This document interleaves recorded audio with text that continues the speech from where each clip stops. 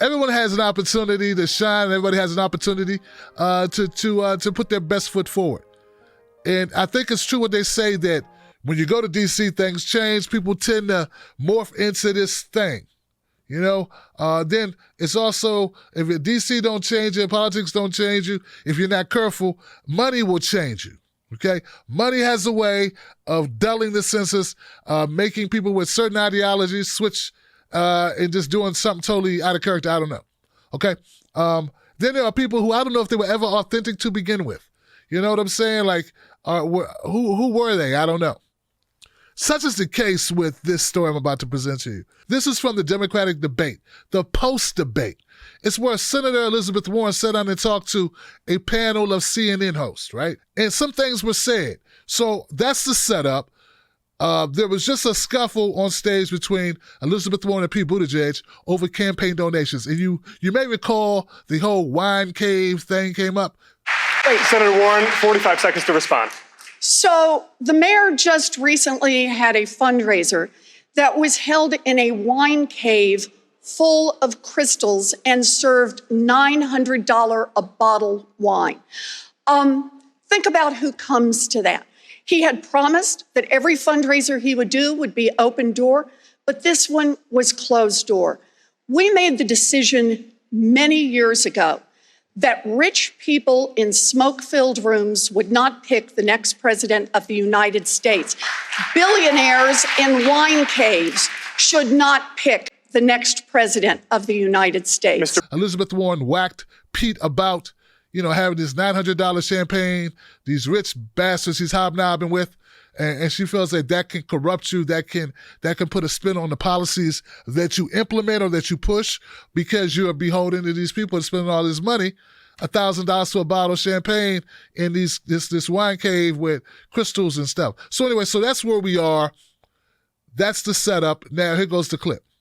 You better than Pete when it comes to money in the campaign? I have made it clear since the day I got in this race, my time is not for sale. Is his? I don't hold closed-door fundraisers. That wasn't closed door, There was pool representatives for the media there. Oh, not at the dinner. Oh, yes, there was. No, I don't think that's right. I don't think there were people in the dinner. The pool, there was a pool dinner there where they were serving the $900 wine. My understanding is they were at a reception, but not at the dinner. And right, when the 50 donors who got the $900 a bottle wine in the wine cave, so you think having media there in the front part of it's not enough? Should be open the whole time. It means that nobody knows what was said behind closed doors. I hear you on that. Now he's opened his fundraisers, though, right? Well, he said he had opened them before that, but look, this is about how we're going to behave as Democrats and whether we're going to be able to say credibly to the American people, I'm not here to fight for the billionaires. I'm not here to fight for the big corporations. I'm here to fight for a family like yours. I'm here to fight for your family. How do you respond, though, when Pete says, you're a millionaire? You are a millionaire. Are you saying if I take money from you, I'm corrupt? I didn't hear you respond to that. Oh. If I run for office, but I never will, and I took money from you, would I be corrupt? I said I don't sell access to my time. So whether you give me $5 or whatever is the maximum, I'm not spending my time doing call time. I'm not spending my time having private conversations with you. Are you worried about this whole idea? I'm not selling a photograph for $5,000. Well said. But are you worried? When he says a thing, when he says a thing, purity test, that resonates with me. Yeah. I do feel that there's something beginning to happen in the party where you've got to be pure on every issue. You've got to be above, and a lot of people start feeling left out and excluded by your kind of populism, which can sometimes sound elitist. Does that make sense to you? That's not how I see it. I don't think the American people are looking for purity. I think they're looking for someone who's trying. And that's what I'm doing. I'm out there trying. I've said I'm going to run a campaign from grassroots donations. I suppose at that point I'm supposed to say, please go to elizabethwarren.com and pitch in $5 if you think that's how a campaign should run. I do call time. Do you know who I called in my last call time? A couple of people who gave $5 each, somebody who gave $20 because. But Senator, you didn't answer Chris's question, which is for 6 years you did raise money that way. Did you feel corrupted by the money you were raising? I saw what it is that people expect in return.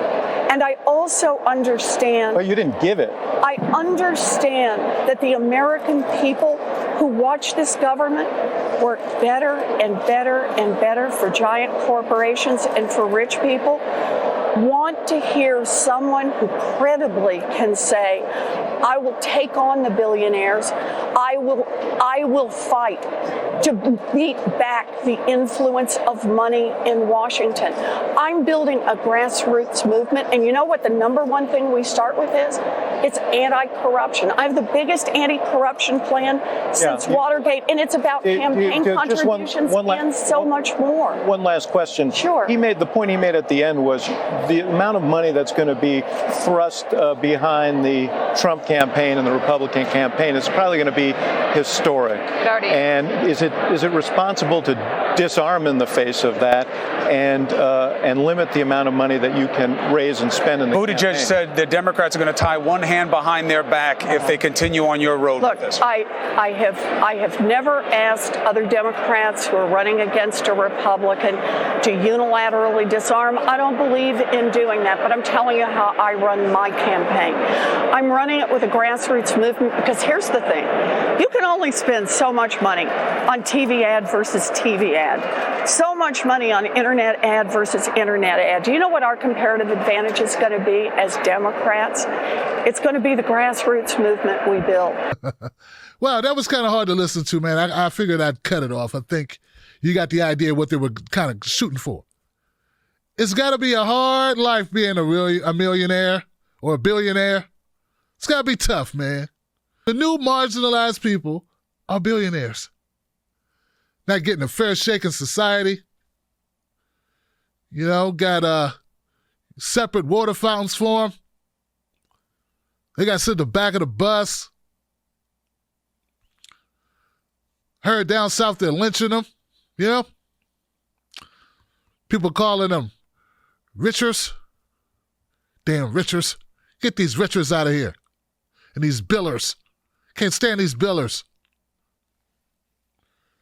Yeah, man, it's tough, man. Tough being a billionaire and a multi-millionaire these days, man. Just getting no respect. People spitting on you. A regular person, a working person's walking on the sidewalk. Rich guys got to walk in the street. Hey, it's a hard life being a billionaire, man. I thought Van Jones was going to literally start crying. Oh, all the billionaires are treated so badly. Oh, I feel so bad for them. Oh, God. Oh, I can't sleep at night because I'm thinking about all the poor billionaires. Poor billionaires. And these millionaires, man, how are they getting by in Trump land? They're barely making it. They don't get tax breaks or nothing. This, folks, is the most repugnant, upside-down world, and there are actual literal people, yo. Literal working people who work for a living, who did not inherit trust funds. Now, don't get me wrong, Elizabeth Warren is not great on this. Elizabeth Warren couldn't keep it real and just say, yes, you know, when I was taking money, hey, it did have an impact on me. My time was one. The other was, yeah, sometimes I had to think like, you know, am I doing this for the right reasons? I don't want them in my ear because they're the people with the money trying to persuade me. Luckily, I was able to stay steadfast, but everyone's not me. But see, that would be too real for Elizabeth Warren. And that would probably not even be 100% true. But she could have weaved in some story. She could have made it more personal, more real. When Axelrod said, hey, were you tempted by money? You used to take money. Were you tempted by it? Did it corrupt you? You know? And David Axelrod's a fine person to be talking about this.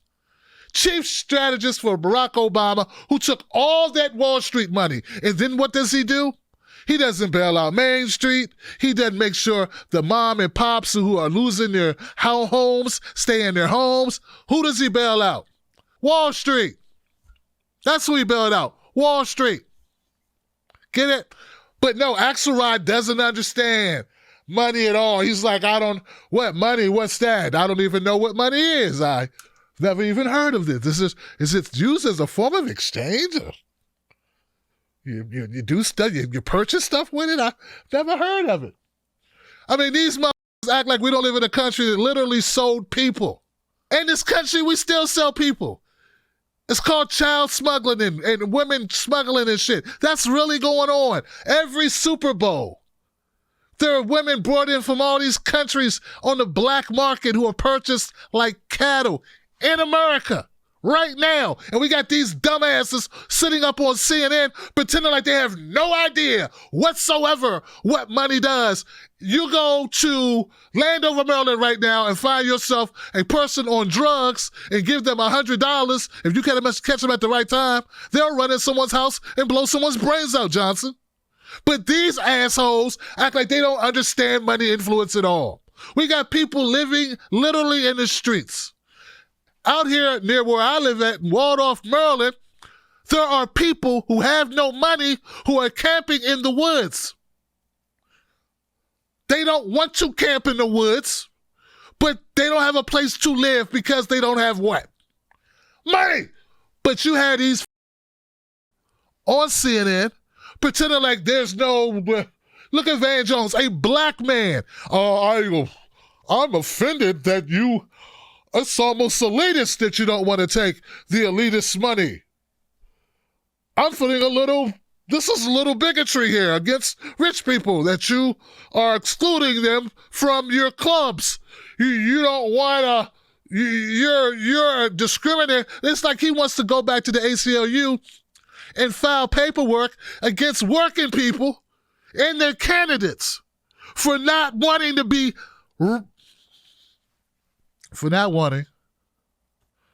influenced by people's money.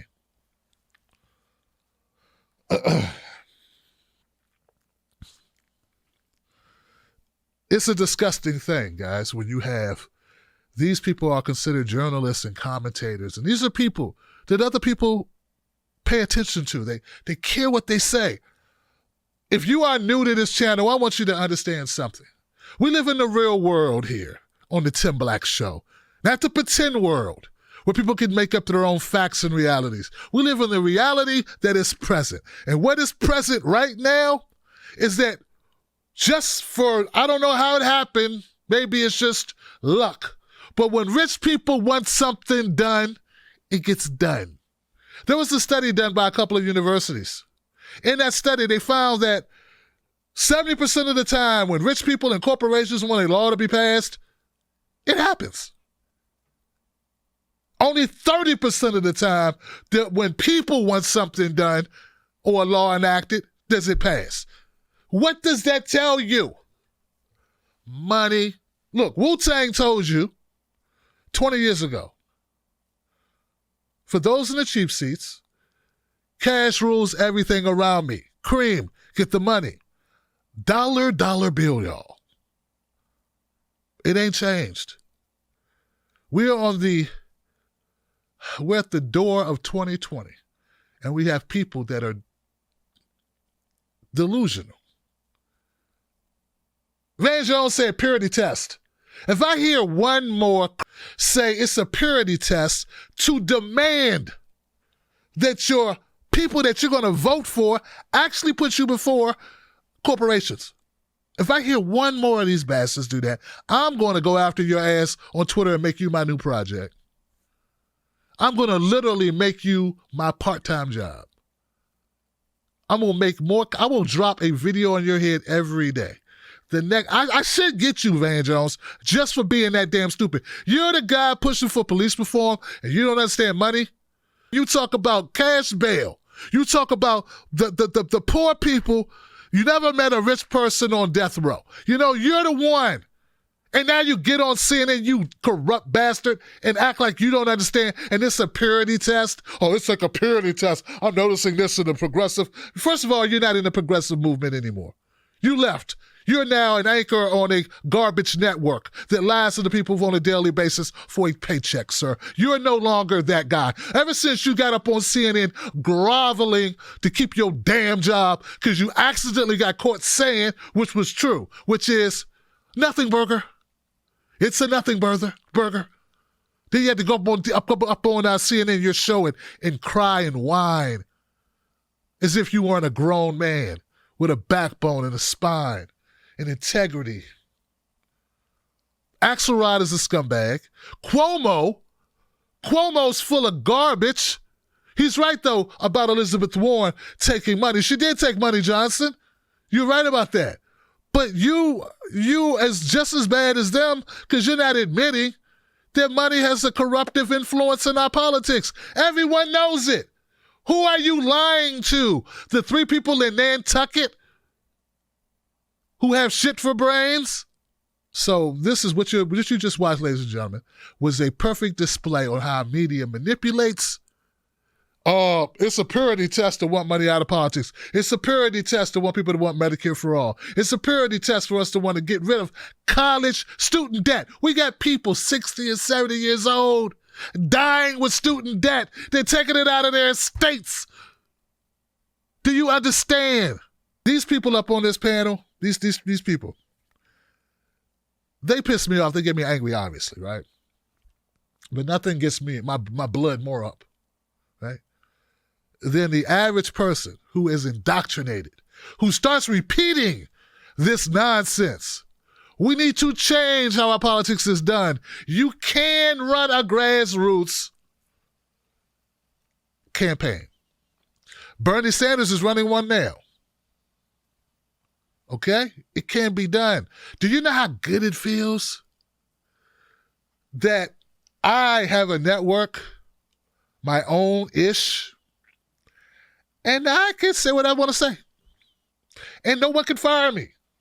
And yeah, people subscribe and unsubscribe, and sometimes those people give it. I had a person write me 10-paragraph message who only gives me $2 a month, but it was really upset because they disagreed with my opinion on a single issue.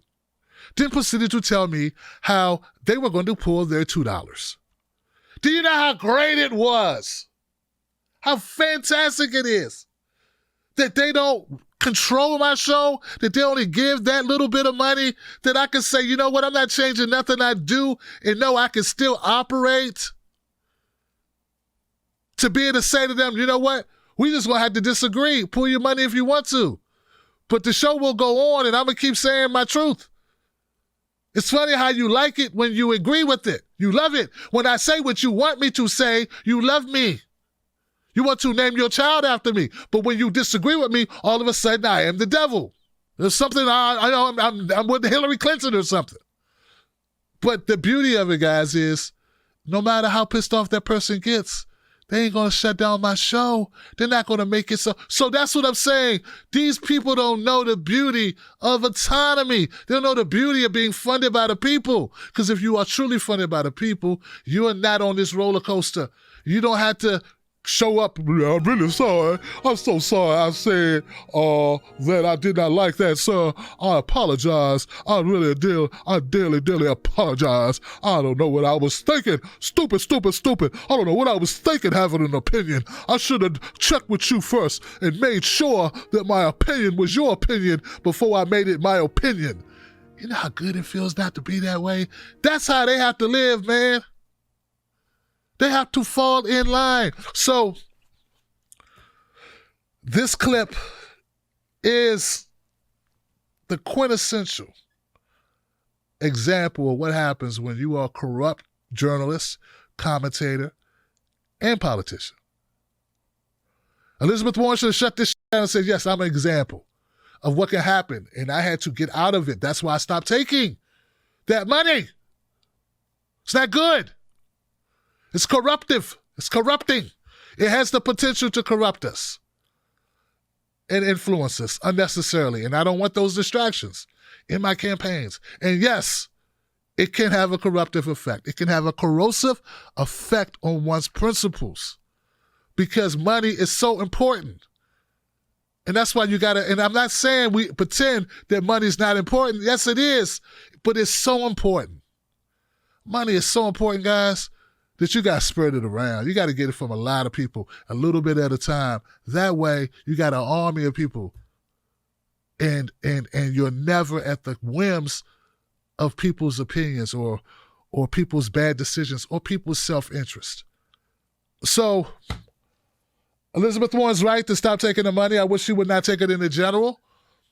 You can run a grassroots campaign all the way through, man. Pete Buttigieg is bought and paid for.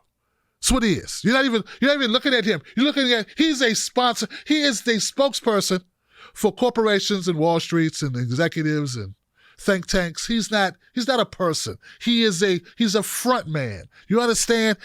Pete Buttigieg is a front man for special interest groups.